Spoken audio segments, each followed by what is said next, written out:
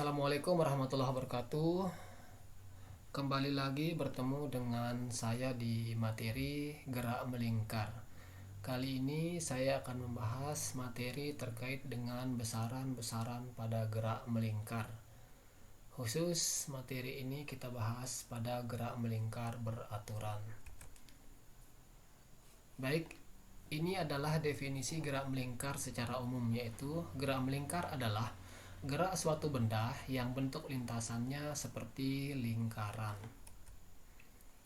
Sedangkan gerak melingkar beraturan artinya gerak yang lintasannya berbentuk lingkaran dengan laju konstan dan arah kecepatannya tegak lurus terhadap arah percepatan.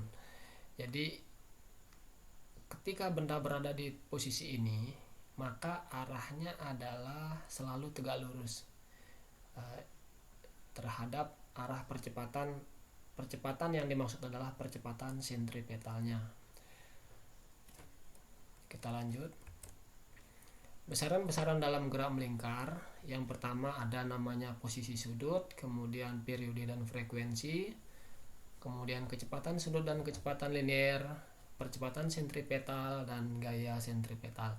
Baiklah, kita bahas satu persatu terkait submateri ini. Posisi sudut.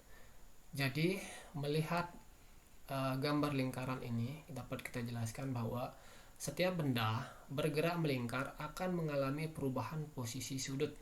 Posisi sudut kita lambangkan dengan theta. Kita tinjau titik pusat O ya. Jadi sebagai pusat lingkaran.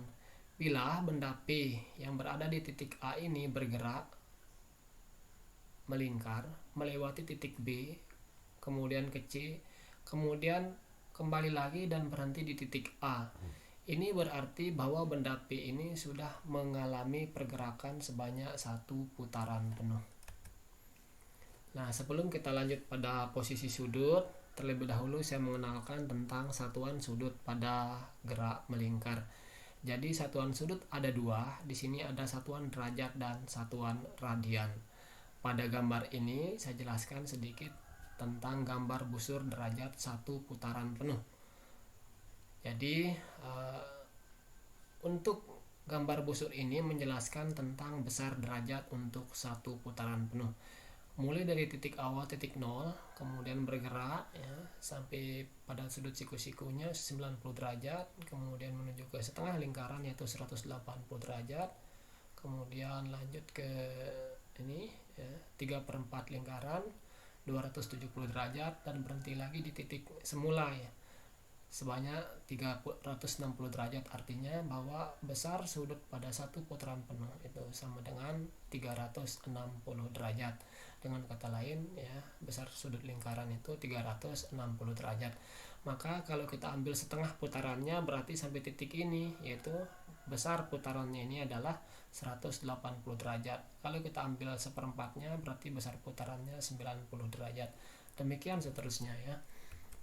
Kita lanjut untuk satuan sudut radian. Jadi yang dimaksud dengan satu radian itu adalah ketika benda bergerak ya, mengalami perubahan panjang busur, di mana panjang busur yang ditempuh itu sama dengan panjang jari-jarinya. Nah, ketika luas daerah yang diarsir ini di mana panjang jari-jari sama dengan panjang busurnya, itulah disebut sebagai satu radian. Jadi lagi sekali, satu radian itu adalah luas daerah yang disapu oleh busur sama dengan panjang jari-jarinya. Nah, kalau dalam satuan radian kita lihat ini sebagai titik nolnya. Nah, maka satu putaran penuh dalam satuan radian itu sama dengan 2 V radian ya. Maka setengah putaran itu berarti V. Nah, kalau seperempat putaran itu berarti V/2 radian. Nah, dari dua satuan sudut tersebut dapat kita cari hubungan antara derajat dan radian. Jadi sekali lagi, besar sudut satu putaran penuh itu adalah 360 derajat atau sama dengan 2 V radian. Maka kalau kita ingin mencari satu derajatnya berarti satu derajat sama dengan 2 V/360 ya, radian ya. Maka satu derajat sama dengan ini, kita sederhanakan ya, ini coret 2-nya 360 menjadi 180 menjadi V/180 radian. Nah, kalau kita ambil posisinya, kita balik ya posisinya, maka 2 V radian sama dengan 360 derajat. 1 radian berarti 360 per V derajat. Jadi 1 radian itu sama dengan 180 per V derajat. 1 radian itu sebanding dengan 57,3 derajat. Baik, kita lanjut menentukan posisi sudut. Jika theta adalah sudut pusat lingkaran yang panjang busurnya adalah S, ini panjang busurnya, dan jari-jarinya adalah R, ini R-nya, jari-jarinya, ya, maka diperoleh hubungan bahwa theta sama dengan S per R, ya. Theta sama dengan S per R, ya, dimana theta itu sendiri adalah posisi sudut dalam satuan radian, S itu adalah busur lingkarannya, dan R itu adalah jari-jarinya. Sebagai contoh, hubungan antara putaran, derajat, dan radian, ya. Kita lihat seperempat putaran itu berapa derajat. Nah, ternyata seperempat putaran itu sama dengan, cara mencarinya itu seperempat kali satu putaran penuh itu 360 derajat sama dengan 90 derajat. Jadi 90 derajat itu didapat dari 360 derajat bagi 4 menjadi 90 derajat. Nah, lalu untuk 90 derajat itu berapa radian? Maka caranya adalah 90 derajat sama dengan 90 kali V per 180 radian, sama dengan ini disederhanakan, sama-sama dibagi 90 bagi 90 1, 180 bagi 90 menjadi 2, jadi 1 per 2 V radian. Nah, kembali lagi kita lihat di sini, ya, bahwa 1 radian itu adalah V per 100, mohon maaf, 1 derajat itu sama dengan V per 180 radian.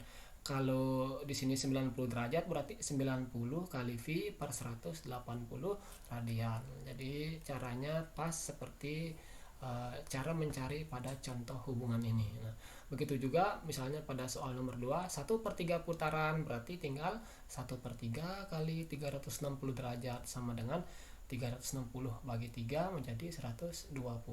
Nah, lalu 120 derajat itu berapa radian? Caranya adalah 120 derajat sama dengan 120 kali V per 180 radian, sama dengan, caranya ingat ini disederhanakan, ya.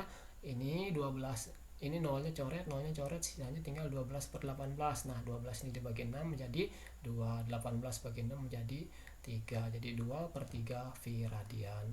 Setengah putaran berarti setengah kali 360 sama dengan 180 derajat. Nah, 180 itu berarti 180 kali V per 180 radian.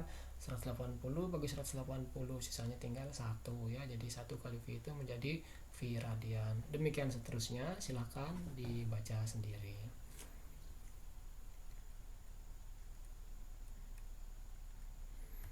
Baik, kita lanjut tentang periode dan frekuensi, ya. Perhatikan ini sebagai gambaran saja bahwa jarum jam itu berputar, ya. Untuk satu putaran penuh, ya. Kalau kita perhatikan detiknya ini, jarum detiknya, bahwa satu putaran penuh untuk detik ini menghasilkan waktu 60 detik, ya. Maka sebenarnya dapat kita definisikan bahwa periode itu adalah waktu yang dibutuhkan untuk bergerak satu putaran penuh. Nah, periode kita lambangkan dengan T, ya. Jadi T sama dengan waktu, ya, per banyak putaran. Waktu itu sendiri adalah T kecil, ya, banyak putaran kita lambangkan dengan N, maka T sama dengan T kecil per N. Ini adalah periode. Sedangkan frekuensi itu adalah kebalikan dari periode. Jadi frekuensi dilambangkan dengan F adalah banyaknya putaran yang terjadi dalam 1 sekon. Jadi kalau T sama dengan T per N, maka F itu sama dengan N per T, ya. Nah, ini sebagai contoh, ya. Mungkin kalau di dalam kehidupan sehari-hari sering kita lihat permainan seperti ini, ya. Baik, kita lanjut hubungan periode dan frekuensi, ya. Jadi periode T sama dengan 1 per F, maka kalau mencari F-nya berarti F sama dengan 1 per T, ya, dimana T itu periode satuan sekon, F itu adalah frekuensi satuannya Hertz, ya.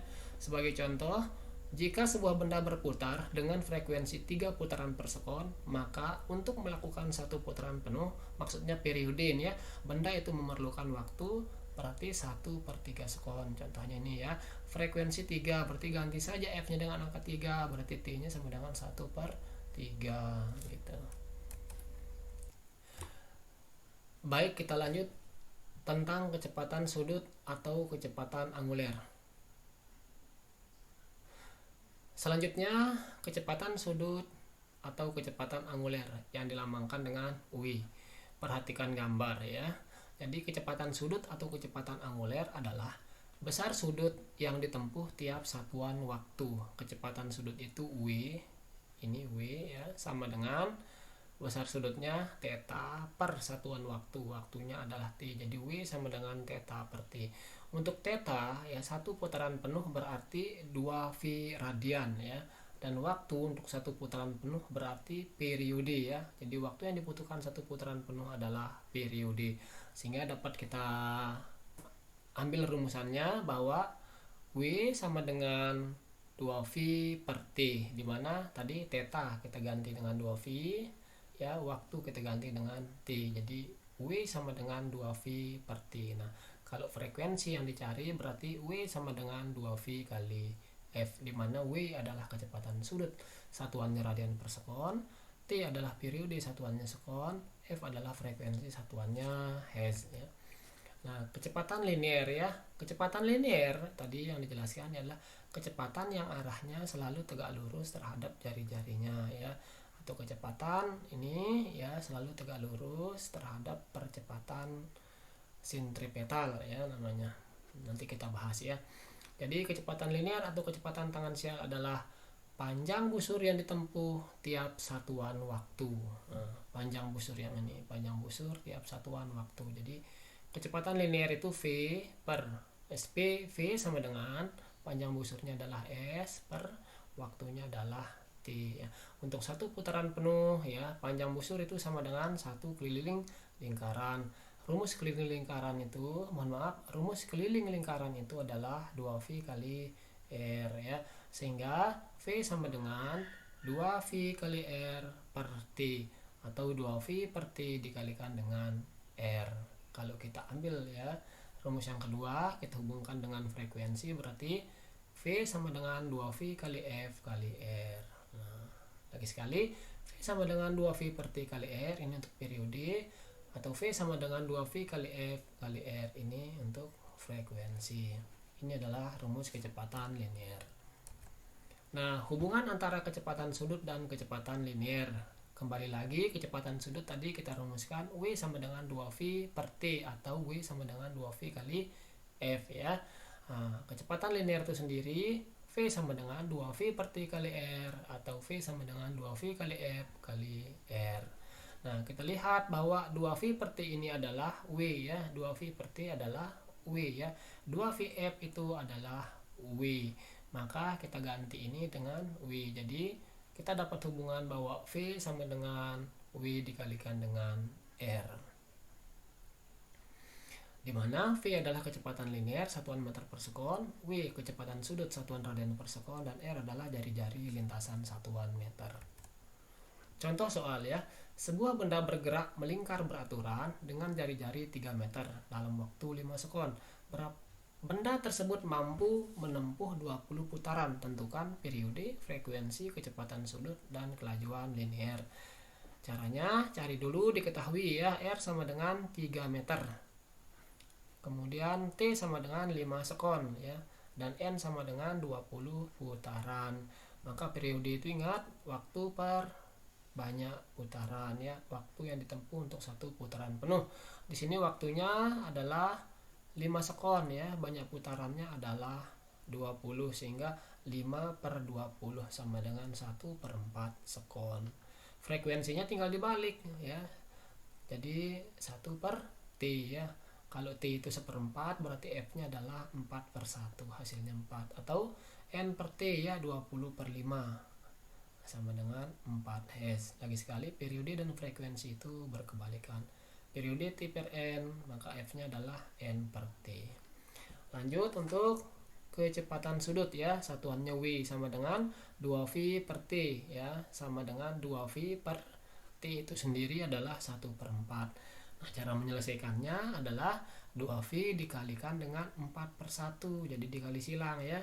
Jadi 1/4 itu rubah posisinya menjadi pembilang ya, menjadi 2V kali 4 per 1. 2 kali 4 menjadi 8V radian. Kecepatan linear itu adalah W kali R ya, dimana W nya tadi 8V, Nah, R-nya adalah 3, berarti 8V kali 3 sama dengan 24V meter per sekon. Baik, kita lanjut tentang percepatan sentripetal ya. Lambangnya adalah A ya. Percepatan sentripetal adalah percepatan yang arahnya menuju pusat lingkaran. Seperti yang saya bahas barusan, ini adalah percepatan sentripetal.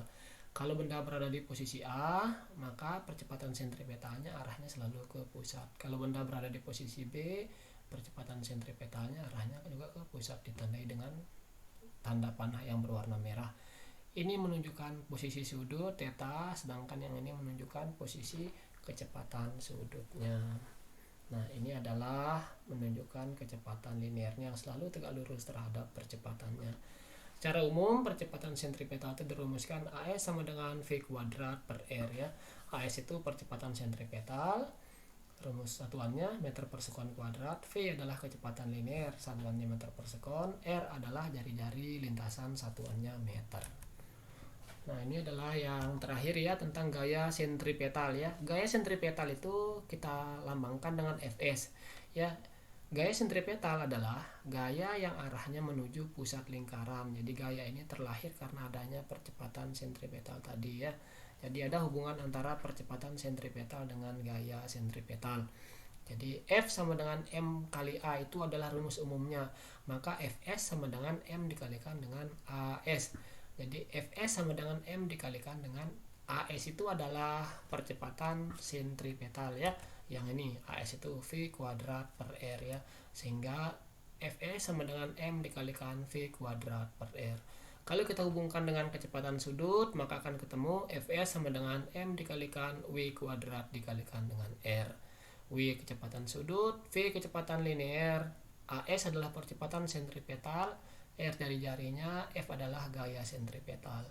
Ini rumus untuk gaya sentripetal ini satuannya adalah Newton ya.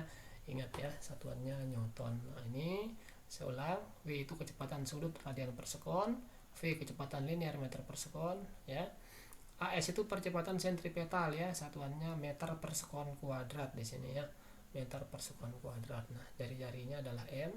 Fs inilah gaya sentripetal. Nah, ini untuk percepatan sudutnya nanti kita bahas untuk tahap selanjutnya. Baik, kita ke contoh soalnya ya. Jadi sebuah bola 60 gram diikat dengan seutas tali yang panjangnya 1 meter. Kemudian diputar horizontal ya.